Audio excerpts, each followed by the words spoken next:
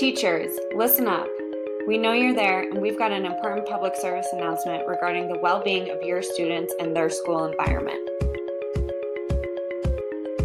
Wouldn't it be great if you had an accessible tool to enhance the inclusivity, awareness, and proactive learning environment that you exercise in your classroom on a daily basis? If you're thinking, come on people, all teachers want that, then this video is definitely for you.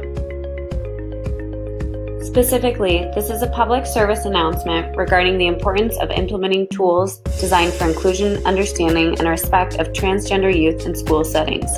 Let's look at some stats so you know why this issue is so important.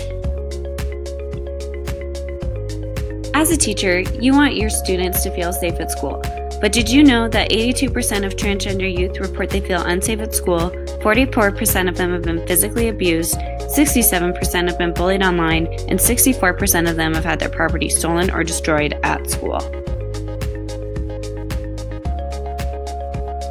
The Human Rights Campaign has published that when compared to their peers, transgender youth suffer from higher risks of depression, suffer from greater anxiety, attempt suicide more often, and engage in self-harming activities.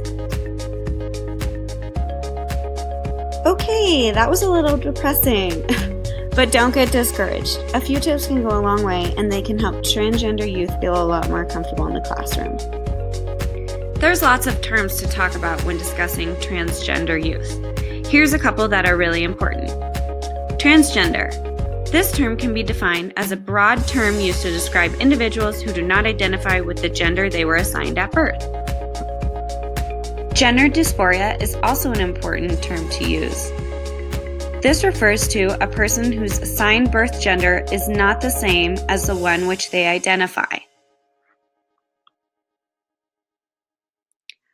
A social transition is a non-medical decision to allow a child to change his or her first name, pronouns, hairstyle, and clothing to live every day as one's associated gender. Please don't assume anyone is transgender just by looking at them. If you're unsure about which pronoun a person prefers, listen to what other people use when addressing that person, or introduce yourself first. Also, if you need a list of proper pronouns to use and to get more information, follow the link below. Avoid and be aware of backhanded comments addressed at transgender youth in your classroom. Go ahead and look at the screen for some examples of these phrases. Now that we've discussed what you can do as a teacher, let's take a look at a checklist that you can implement on a school-wide level.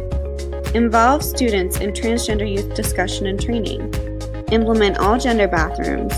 Have training available to all teachers, and have easily accessible resources for anyone to use. If you want some further help, look at these resources that we've compiled for you. Visit their websites to learn a lot more about transgender youth and how to make them feel more included and comfortable in your classroom. These suggestions, resources, and tips may seem small, but they can really make the world a better place for the students you teach every day.